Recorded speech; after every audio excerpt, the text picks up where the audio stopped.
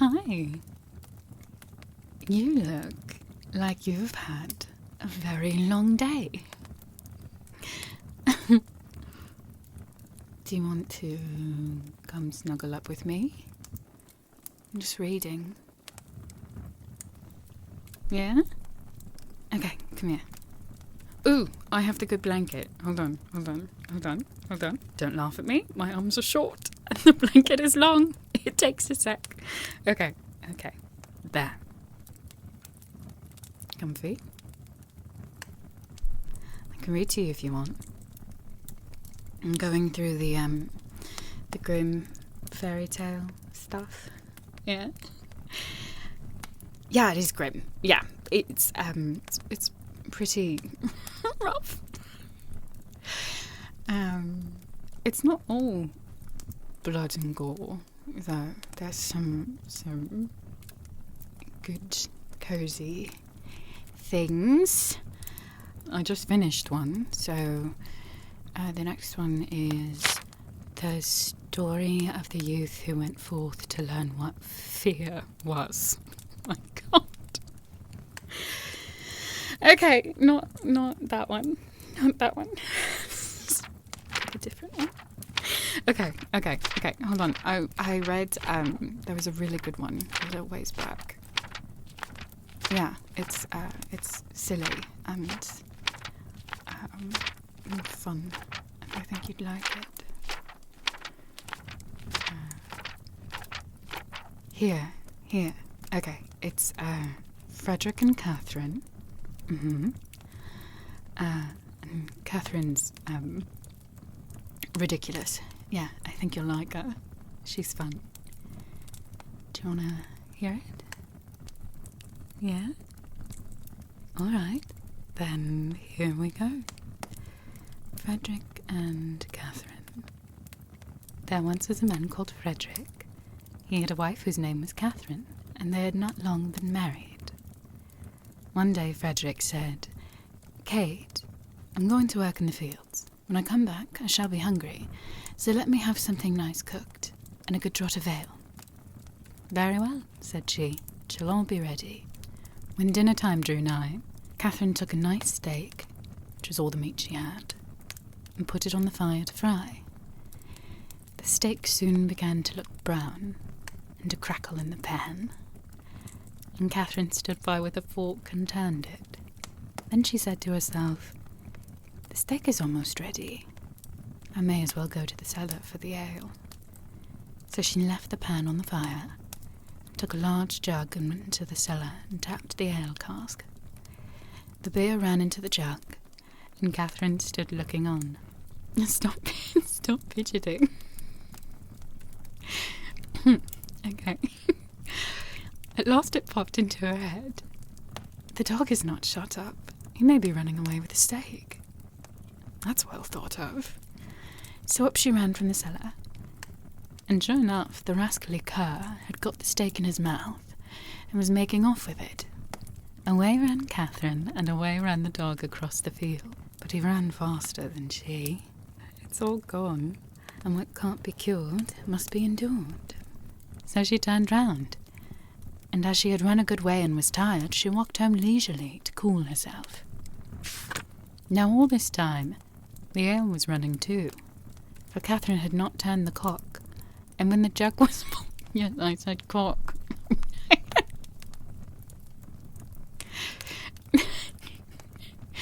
Child. No, I think it's funny too. Okay. When the jug was full, the liquor ran upon the floor till the cask was empty. When she got to the cellar stairs, she saw what had happened.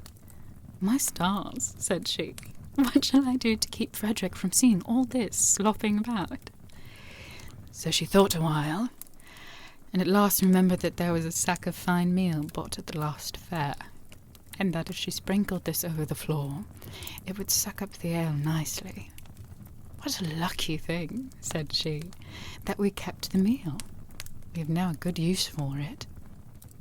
So away she went for it. But she managed to set it down just upon the great jug full of beer, and upset it. and thus all the ale that had been saved was set swimming on the floor also. "Ah, well," said she, "when one goes, another may as well follow." Yeah, she's got a great attitude. And she strewed the meal all about the cellar, and was quite pleased with her cleverness, and said, "How very neat and clean it looks." At noon, Frederick came home. "Now, wife," cried he, "what have you for dinner?" Is dinner lunch in Germany? It doesn't matter.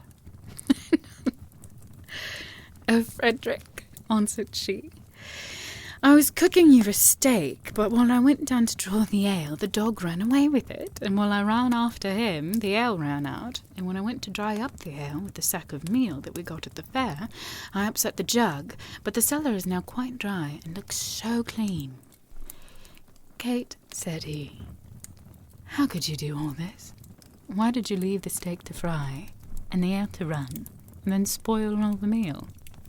"Why, Frederick," said she, "I did not know I was doing wrong. You should have told me before." The husband thought to himself, "If my wife manages matters thus, I must look sharp myself." Now he had a good deal of gold in the house, so he said to Catherine, "What pretty yellow buttons these are! I shall put them into a box and bury them in the garden, but take care that you never go near or meddle with them." "No, Frederick," said she, "that I never will." Yeah, it's going to backfire. Oh, totally. As soon as he was gone, there came by some peddlers with earthenware plates, and they asked her whether she would buy. "Oh, dear me, I should like to buy very much, but I have no money. If you had any use for yellow buttons, I might deal with you." "Yellow buttons," said they. "Let us have a look at them. Go into the garden and dig where I tell you, and you will find the yellow buttons.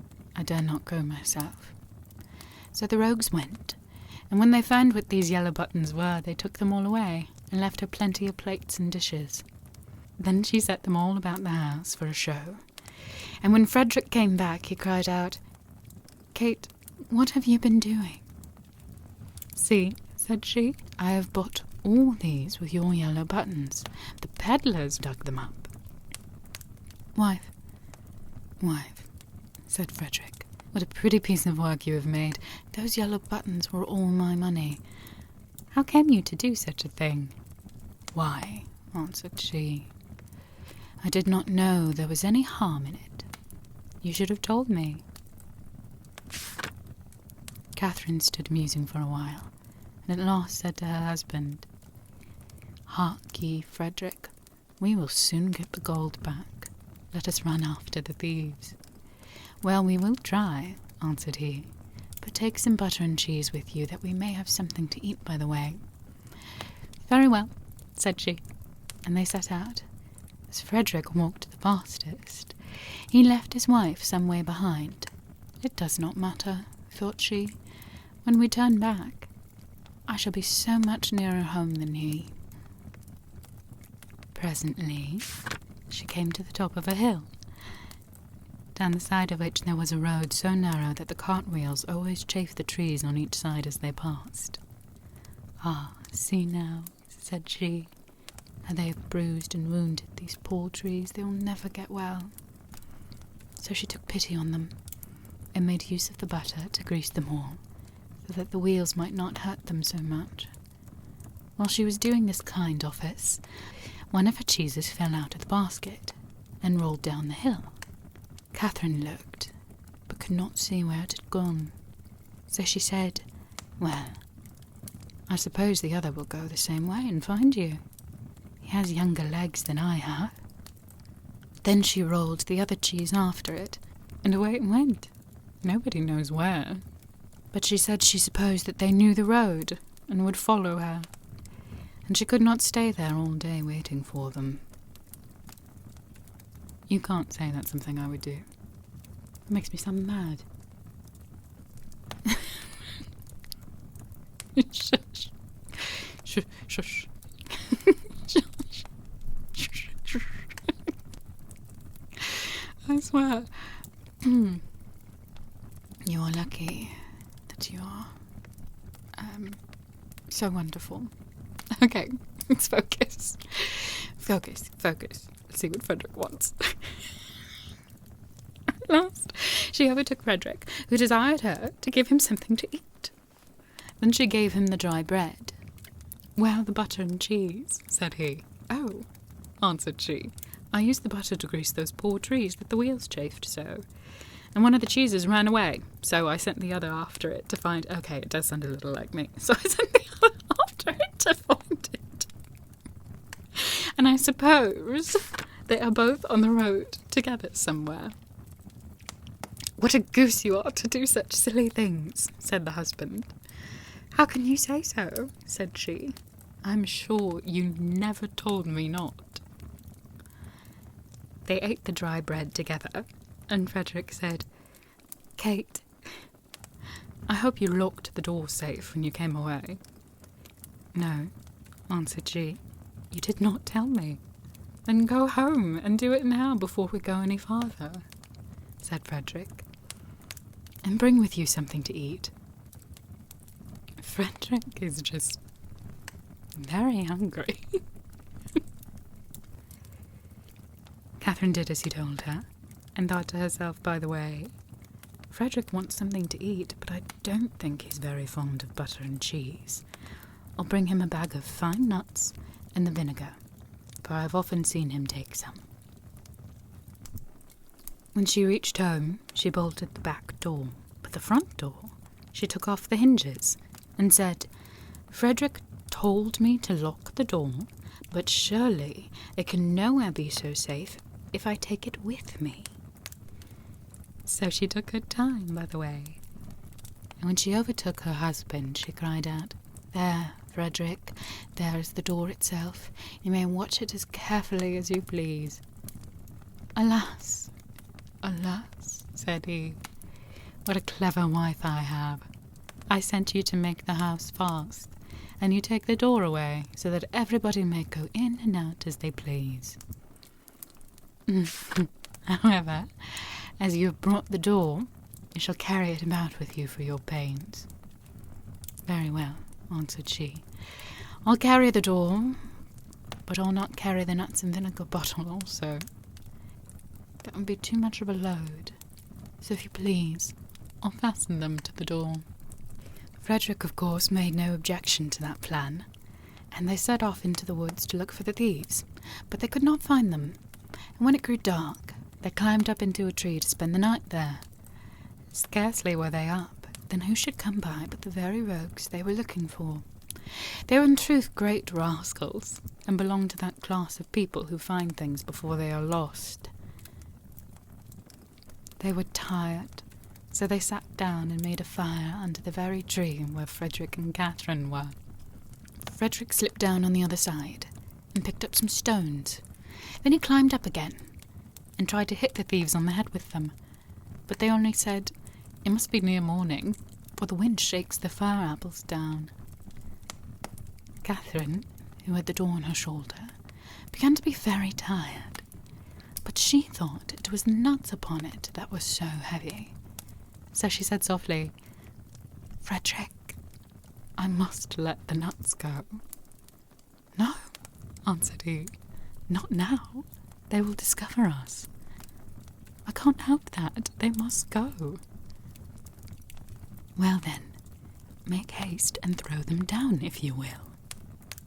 Then away rattled the nuts down among the boughs, and one of the thieves cried, "Bless me, it is hailing."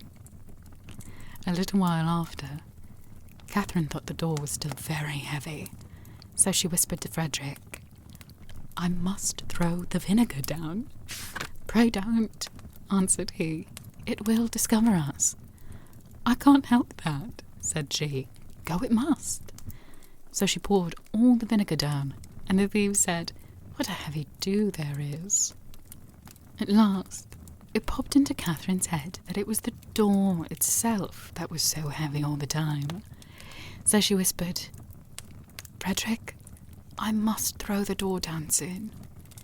But he begged and prayed her not to do so, for he was sure it would betray them. "Here goes, however," said she, and down went the door with such a clatter upon the thieves that they cried out, "Murder!" and not knowing what was coming, ran away as fast as they could, and left all the gold. So when Frederick and Catherine came down, there they found all their money, safe and sound. Yeah, of course that was the end. There was a rhyme. Yeah, it's good, right? Did it distract you? Did it make your day better? Because that's all I really want, you know, is to make your day better.